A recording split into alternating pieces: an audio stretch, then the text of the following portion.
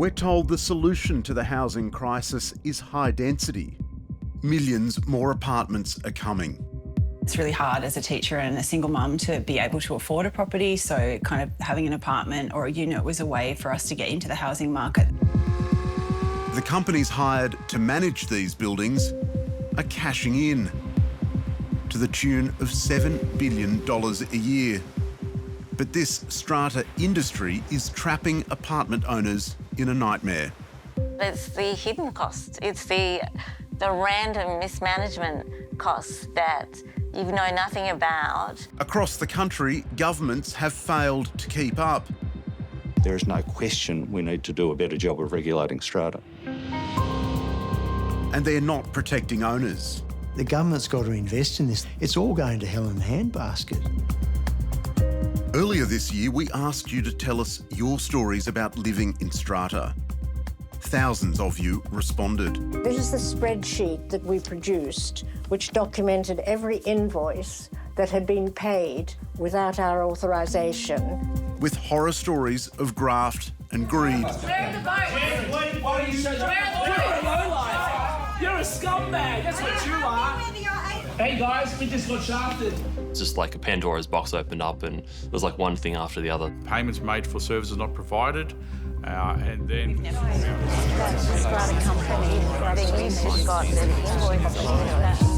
In this Four Corners, we reveal apartment living is putting us at the mercy of a rapacious and unethical industry. The rot runs deep, from hidden fees to secret insurance kickbacks to deals with developers. Our findings will shock you. It's almost as if the whole business model has been designed to, frankly, screw Australian apartment owners. I always said this industry needs a Four Corners moment.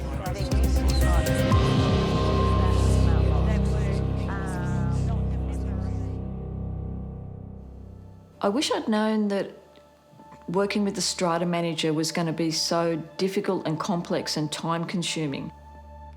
We start this story with the most common way that strata firms exploit apartment owners.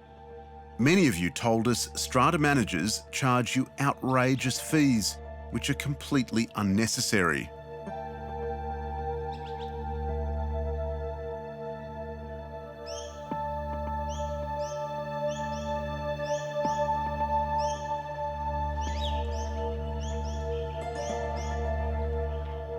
Alison Park's strata manager really should have thought twice before trying to pull the wool over her eyes. It is a pretty special building. Yeah, it's amazing, isn't it? Wow. So my background is in accounting. My whole career's been built around that.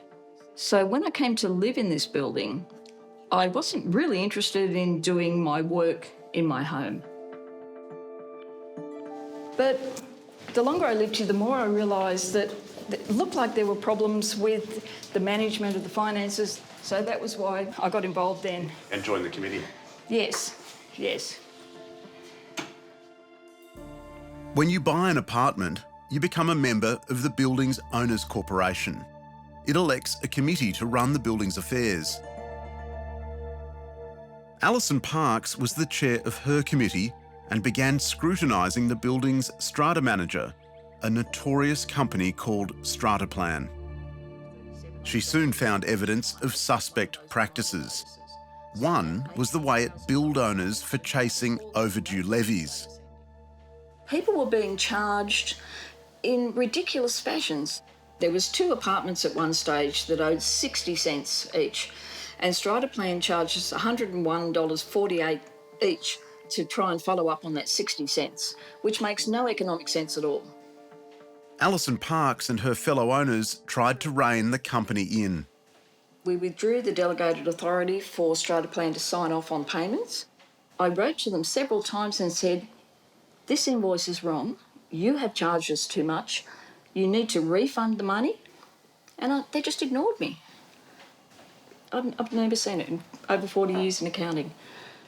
Worse, Strata Plan was charging owners to chase phantom, non-existent debts. If there were 10 people who were actually in arrears, hadn't paid their levies on time. They were billing us for 34 notices being sent out. And what I discovered was a systemic problem. I'm repeatedly writing to them saying we're being overcharged, and they're still just helping themselves. Hand in pocket, Strata plan, writing an invoice, paying themselves, overcharging us. And we can't stop it. It's like nightmare. When the owners decided to terminate Strata Plan's contract, the company threatened litigation, demanding more than $50,000 compensation.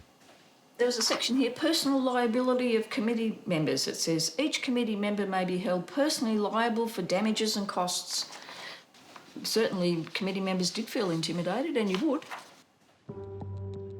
The owners pushed back, and Strata Plan accepted a break fee of less than half that amount. Strata Plan will try basically use their contracts to fight back and to fight those termination letters. So this was an interesting one. Jordan Reed's company has helped a number of owners escape from Strata Plan's clutches, including in one case where, upon termination, the company had demanded 9 years of fees. Strata Plan came back and basically said that's going to be at a sum of $1.488 million, and we need that within 14 days, otherwise we'll seek legal action. And what's your view of that? It's just bully ball. The Victorian Administrative Tribunal has repeatedly made findings against Strata Plan for taking owners' funds without authorisation. 2 years ago, it was thrown out of the industry peak body, the Strata Community Association, or SCA, for unprofessional and unethical conduct. Strata Plan being kicked out of SCA, they're still in business. They're still managing companies. That has zero effect. And they're still going about those same mispractices that we've seen over and over again. The man in charge of Strata Plan is Simon Sharma. He loves Italian sports cars.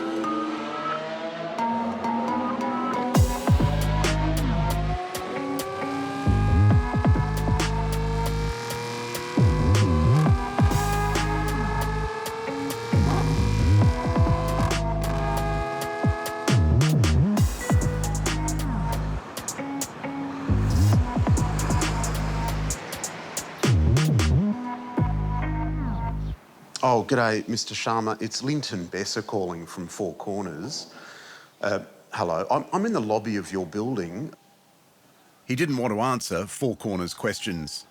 What you're saying to me is really important. You should come and say it. You should come and say it in an interview.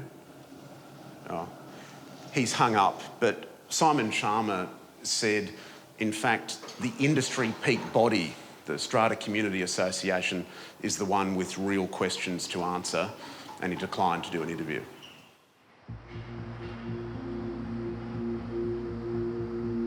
With house prices now out of reach for so many, our capital cities have nowhere to go but up. Problem is, you've told us you can't trust the people hired to look after your most important asset. Being part of Strata makes you feel like you're not in control of your finances, and that's something that I don't like. Well, I wish I had known that of some of their performances in the past, because we found them to be deceptive. We've never had a Strata meeting until January this year, and as far as I know, the units have been here more than 5 years. The most frustrating thing was being ignored when I requested for information around their procurement of contractors. It's turned into a massive headache. I suppose it's that you feel helpless. There's nothing you can do other than sell it. I have the authority and I have the power to run a meeting. You don't like it? You don't like it? Either you leave my meeting. Those members are the new committee. This is Michael Lee, a Strata manager. What was the vote? What was the vote? Here, he's chairing a 2023 meeting of owners of his own Sydney apartment building. They're in disbelief at what's going on. So the meeting is now officially closed. What was the vote? For more than 6 years, Michael Lee was the building's chairman, at times also its secretary and treasurer. David Pitt Owen fought for years to get him off the committee. My motivation was to see the building in good shape. There were obvious problems. And we rarely had a strata meeting. For 3 consecutive years, there was no annual general meeting of owners, and the building's finances were in serious trouble. Worse still was the state of the property itself. I've seen walls collapse. I've seen water running down the sides of walls in bedrooms. I've seen water bubbling up through pipes onto the balconies and flooding bedrooms.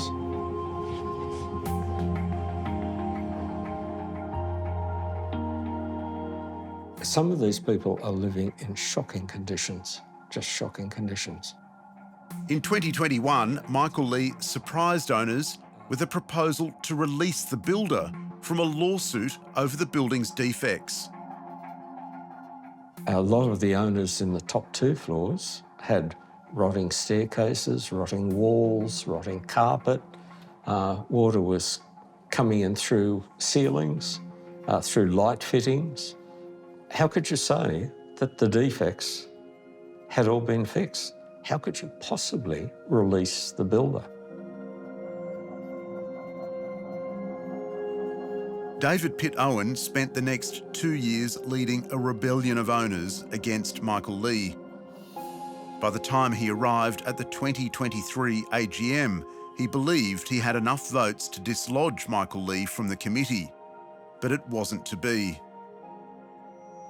I walked into the vestibule to be greeted by, would have been at least 7 security men. And I turned to one and I said, "Why are you here?" And he said, "Michael Lee's employed us." We were sort of herded like cattle by these security guards. I run the meeting. I'm the chairperson. Please be respectful, okay? Michael Lee's bouncers, paid for out of the owner's funds, blocked the doors. I have the authority and I have the power to run the meeting. You don't like it? You don't like it? Either you leave my meeting or go level 14 afterwards. They barred some owners from entering the room. Let them in. You can have. Let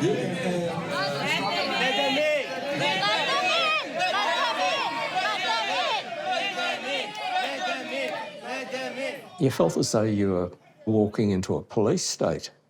It was just a horrible feeling. You will be removed. All right, and that is a guarantee, okay? So Lee railroaded the meeting. your proxy are not valid. If you're not happy, go upstairs, okay? I don't care. There's no one Go upstairs. to the Supreme Court. Question. Can I ask my Go to question? federal court. At the end of the meeting, Michael Lee announced voting for the new committee would be held by secret ballot, and he would be counting the votes. Anybody not happy with the result, you have all the right to go upstairs, level 14. Can happen, man. Can happen. It's coming from Or you. This is our you can go to property as you can go, doesn't really matter your property, it's also my property as well, okay? The results, he claimed, Those members are the new committee. put him back in power. What was the vote? We were never shown the votes. He just came back up onto the stage and said, "These people have been voted in." So the meeting is now officially closed. What was the vote? It was at that stage that all the security guards surrounded him. You're a lowlife. You're a scumbag. That's what you are. Man. Hey guys, we just got shafted. Let's go, kids.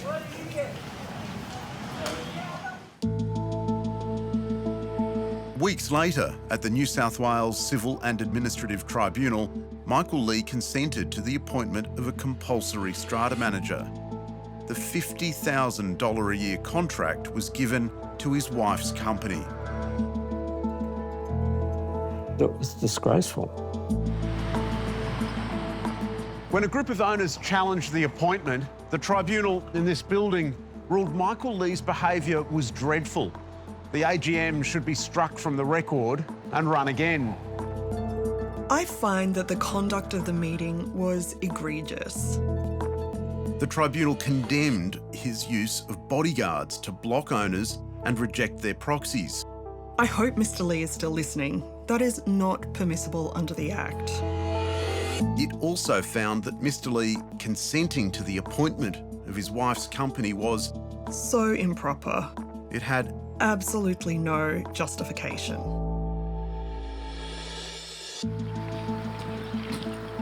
Mr. Lee declined to be interviewed and sent us legal threats. In an email, he said he acted properly at all times. We finally caught up with him at this building in Sydney's northwest, You guys coming for a meeting? where he's about to run another strata meeting. Mr. Lee, ABC Four Corners, we're just wondering why it was okay for your wife's company to get that contract at the apartment building. We've got some questions we'd really like you to answer. Don't shoot. Well, Don't shoot. Excuse me, don't touch the camera. Don't shoot. Excuse me, don't touch the camera. I told you. We're just trying to understand why it is that your wife's company got that contract, why that was okay for you to consent to that. I don't want to talk to you, okay? Please. We've got a... The New South Wales government has confirmed it has placed Michael Lee under investigation.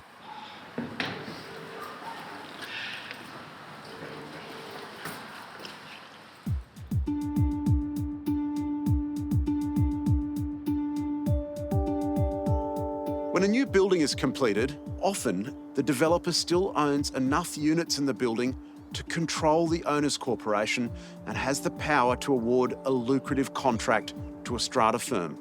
The problem comes later, when the units are sold and building defects emerge. The new owners expect the developer to fix them and for the strata firm to act on their behalf. But here's the rub. The strata manager also wants to stay sweet with the developer, who has more buildings and more contracts in the pipeline.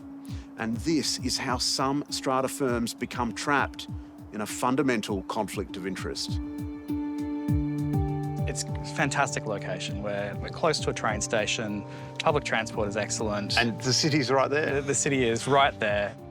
When Gavin Cooper moved into his new apartment in Melbourne's trendy Paran, he had no idea of the strife to come with his strata manager, a company called Tideways. Would have been within months of the building first settling that we really started to question the relationship between Tideways and the builder and whether they were acting in our best interests. From the outset, the building had issues. There were probably about $5,000 worth of invoices that accumulated over the first few months of things that needed to be fixed. Front doors breaking, handles falling off, things that needed to be fixed straight away so that residents could continue living here. So this is the email. When Tideways asked the builder to reimburse these costs and fix other defects, the building company said all of the repairs should have been approved by it first. The developer, Platinum, or our subbies will not be paying for your subcontractor's largesse. I made this clear to you when we gifted these buildings to your company. And what did you take that to mean? It led us to believe that Tideways were looking after the builder's best interest because they had given them the contract to manage this building. That's absolute nonsense. Oh my goodness. The issue came to a head at a fiery meeting of the owners in late 2020. Is this what this meeting is going to be about? Come on, people. Which the builder attended. You're a disgusting lot. I've never done 100 buildings. I've never come across this in my life. I'm sorry, did you just call us a disgusting lot? The builder insisted there was no conflict of interest in his dealings with Tideways. We gifted, as I said, we gifted on one provisor. They look after the building. But the owners weren't convinced.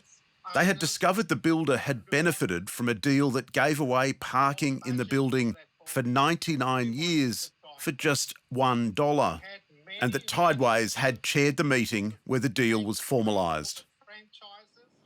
That was completely inappropriate. It was thousands of dollars per car space.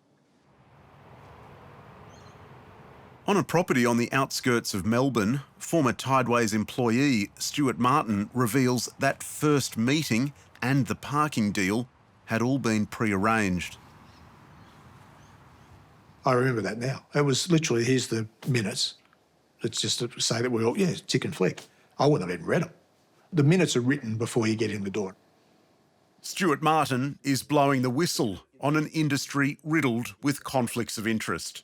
There's no doubt that Tideways and most other companies want a long-term relationship with big builders and developers to guarantee income further down the track. And that's an industry-wide issue.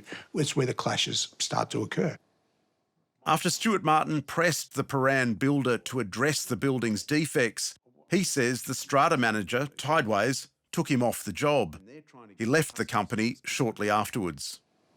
They wanted to maintain that relationship with the developer, and I was treading on too many toes by doing my job. After terminating Tideways' contract, Gavin Cooper says the owners successfully forced the builder to fix the building's major defects. In a statement, Tideways said it rejected the allegation of a conflict of interest and was disappointed by the builder's gratuitous comment about how we were awarded the contract. Tideways says it secures work through its record of high performance and that Stuart Martin was replaced after complaints from the Paran Owners Committee. The company's lawyers said Tideways had no responsibility over the leases, as its role was limited to conducting the meeting and recording the minutes.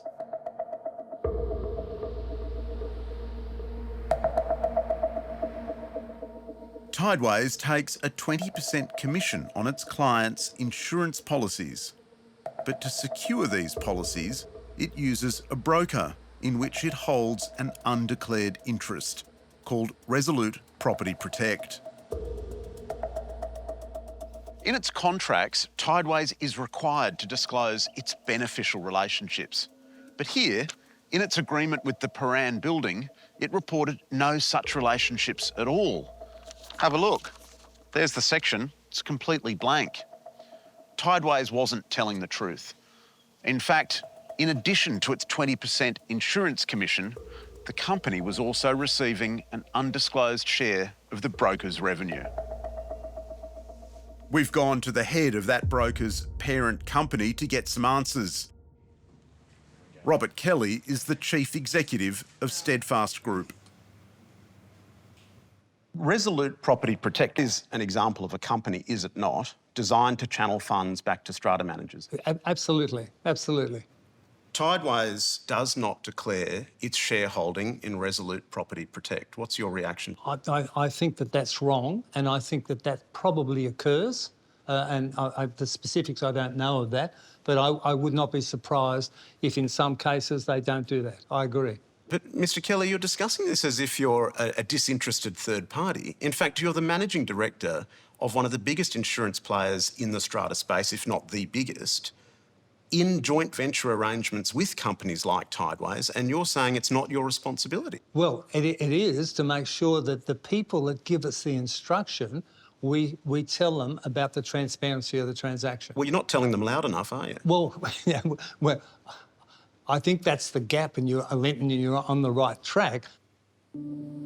Tideways told Four Corners this lack of disclosure was an honest mistake, which has since been rectified.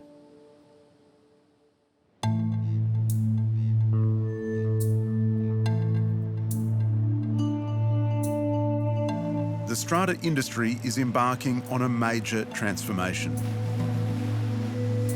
Corporate raiders now sail these seas.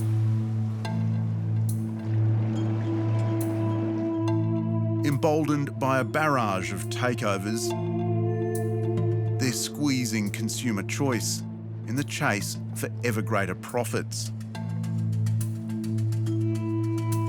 Even wealthy retirees like Rob Vandermeer and strata schemes like his on the Mornington Peninsula are mere cannon fodder. It seems at every turn we're dealing with the same group of companies. How do we know that we're getting a good offer?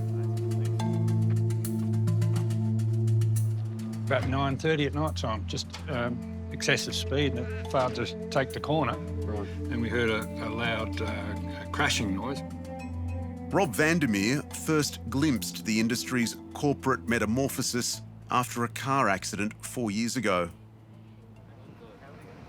There was a car dangling vertically in the marina.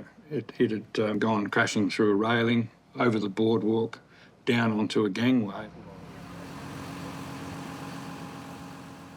This is common property, and the owner's corporation manager lodged an insurance claim with a broker. After the owners lodged the claim, they were left waiting. Yeah, the contractor, we found out later on, was John's Ling Group, which is quite strange because they're an international company involved in what was a relatively small repair, but it still took 12 months. At about the same time, Rob Vandermeer discovered his strata manager had also asked Johns Ling to quote for the repair of a set of stairs.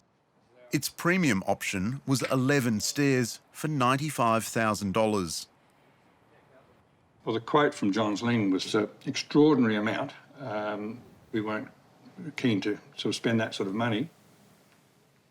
When he found a cheaper alternative, Johns Ling slashed its quote by 20%.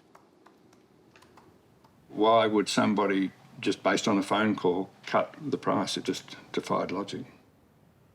Johns Ling says it changes its prices according to customer feedback. This was when Rob Vandermeer pieced together the puzzle. His weekender at Martha Cove had become caught in a vortex of interrelated corporations. Martha Cove's strata manager is a company called Cambridge Management Services. Cambridge, in turn, is owned by a larger company, Bright & Duggan. Bright & Duggan, meanwhile, is owned by none other than Johns Ling, the maintenance contractor which quoted an exorbitant price to replace the stairs. It gets worse.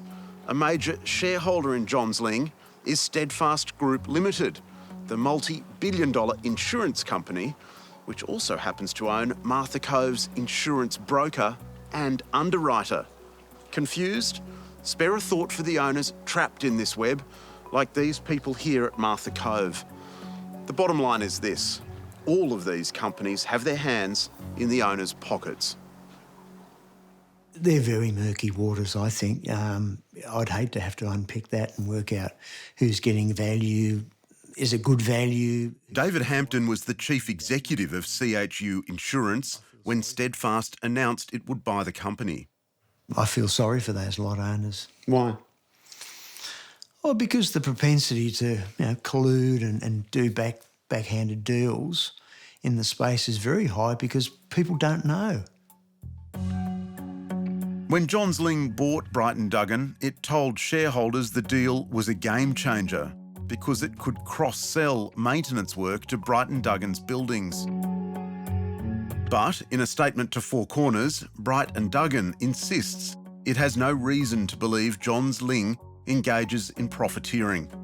Bright & Duggan points out that insurance commissions continue to be rebated to owners and says it's factually incorrect to infer any collusion between it and its associated companies. The corporate buy-up doesn't stop there. This multi-billion-dollar insurance giant has found another way to extract money from apartment owners. When the funds of this strata development ran dry, their Steadfast broker found them a loan from a company called iCumulate. What the broker hadn't told them was that iCumulate was another Steadfast company.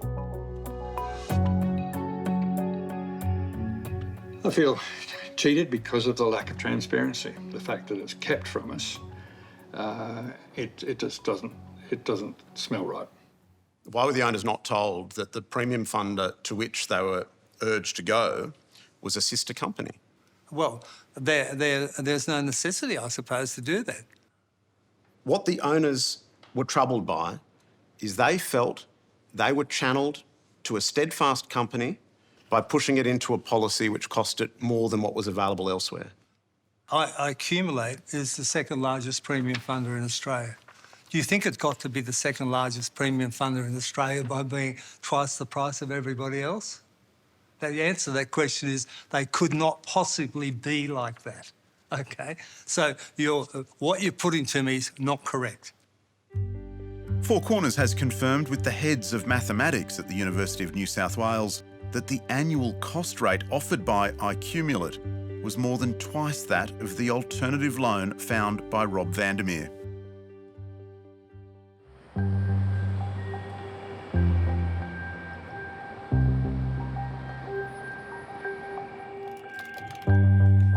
Independent strata manager David Wellman is breaking ranks and sounding the alarm on dwindling competition. He says Steadfast has offered his company big money to join one of its schemes. The offer that was made to me was to provide exclusivity over my insurance portfolio, whereby we would receive in return a large cash injection into our business. And what kind of money are we talking about? Between, I think, $500,000 to $800,000. David Wellman says part of the sales pitch was the ability to hide the income.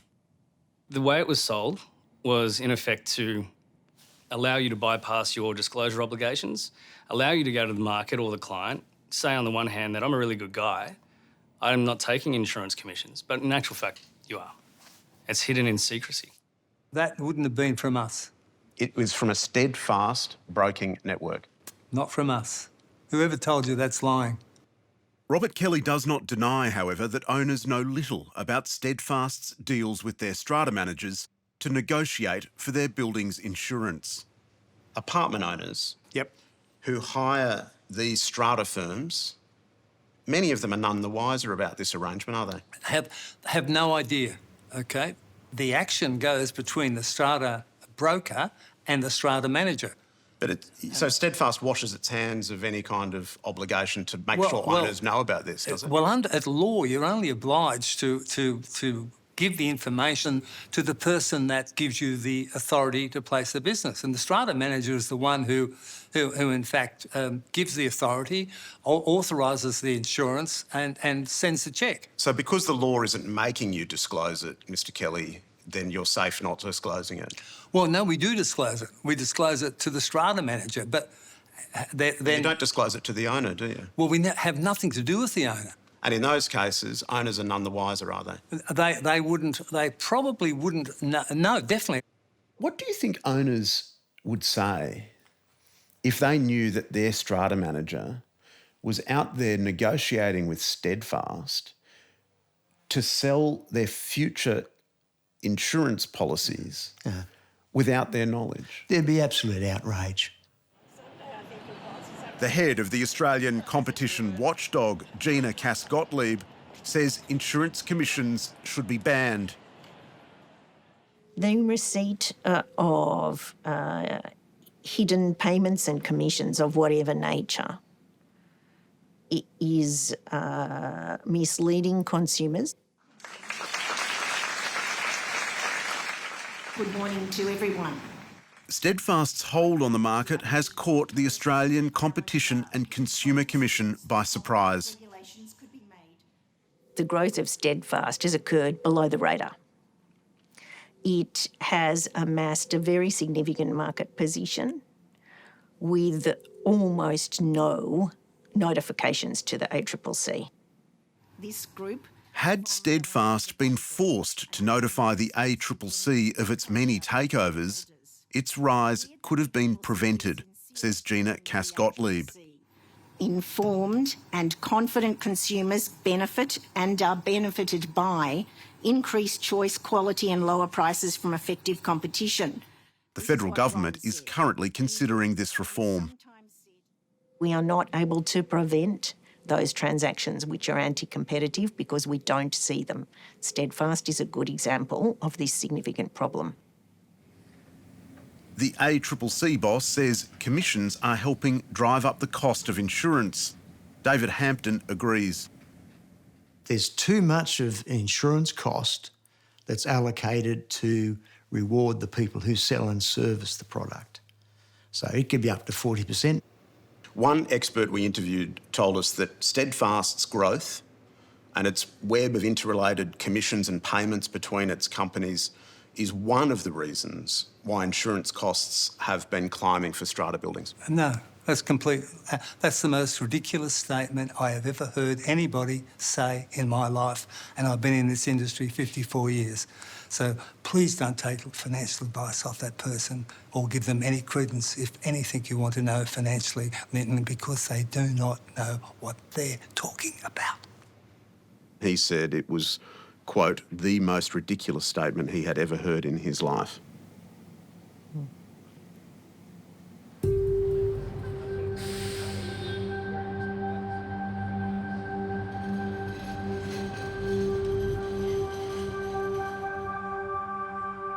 The competition reforms could come too late for people in apartments. The owners of these apartments on Sydney's North Shore may have already been hit by Steadfast's market dominance.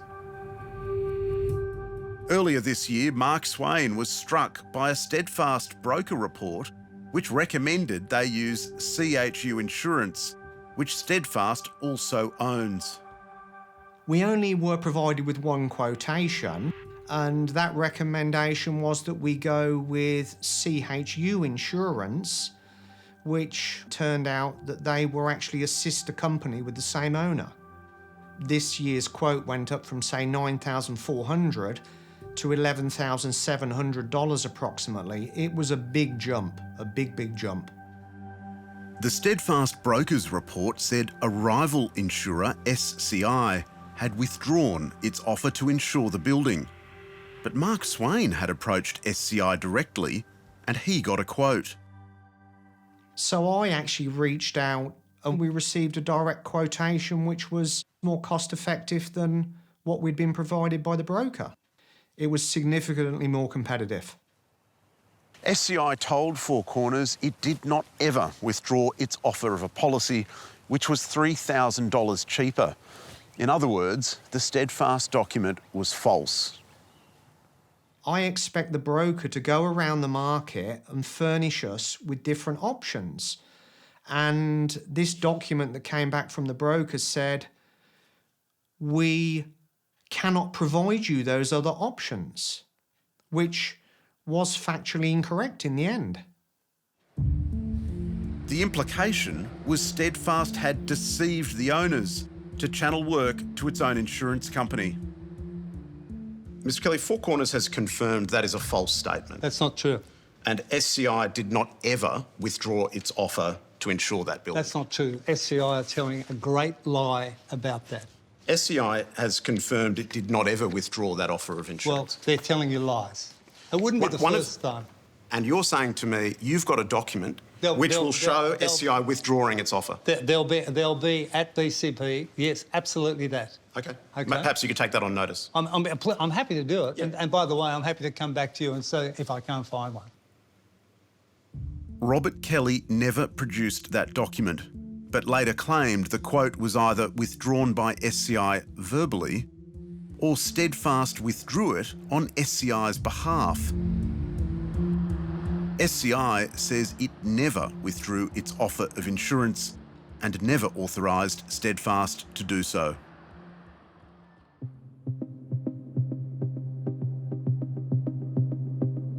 New South Wales has the most advanced regulation of the strata industry in Australia. But the New South Wales Strata and Property Services Commissioner, John Minns, admits even New South Wales has failed consumers. Let me acknowledge this up front, that regulation of strata has been a difficult area, and I think many of us would argue it's been under-regulated for a very long time. Mr Minns concedes the industry has serious conflict of interest problems, but Mr Minns has one too. Your formal disclosures to the New South Wales government contain a commitment that you sold your interest in Independent Property Group in mid-2021. That is correct, is it not? That is correct. Okay. Yes. And what I'm going to put to you, Mr Minns, is that was not true. Was it? Yeah, that was true. I am sure I can understand why you're asking the question, and I am limited by legal agreements around all of this. When he was first appointed 3 years ago, John Minns told the public he had sold his interest in Independent Property Group in mid-2021. But this wasn't true. In fact, he has continued to own a significant interest in the company.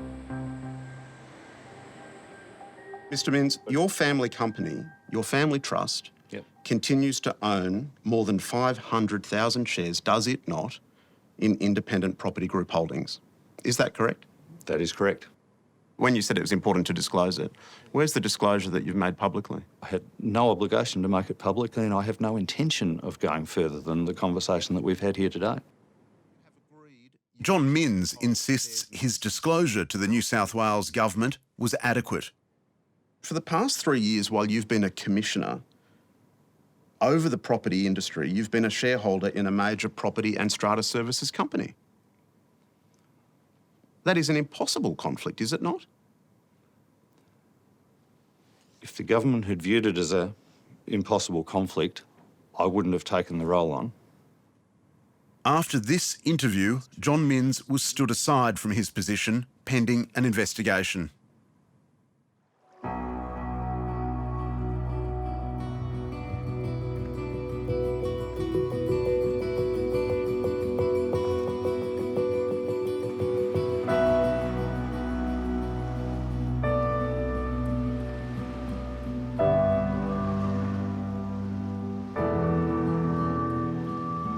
In July, aboard a super yacht on Sydney's glittering harbour, the strata industry held its night of nights.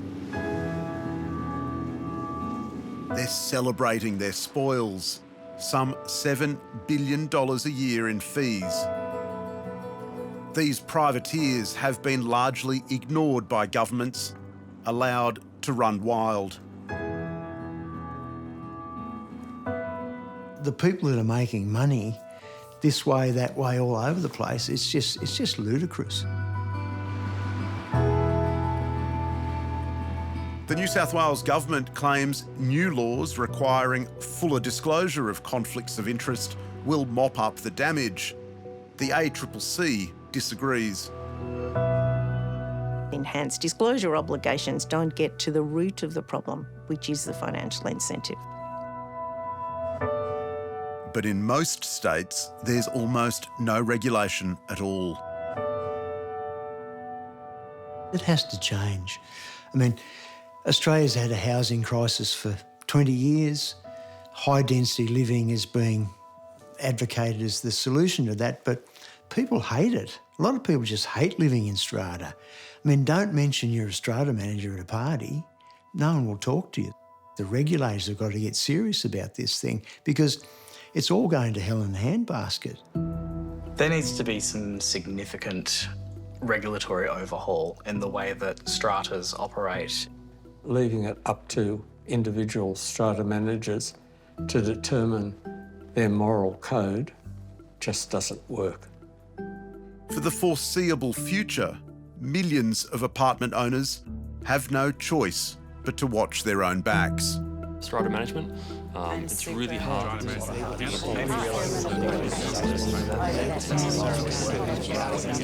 can't change things.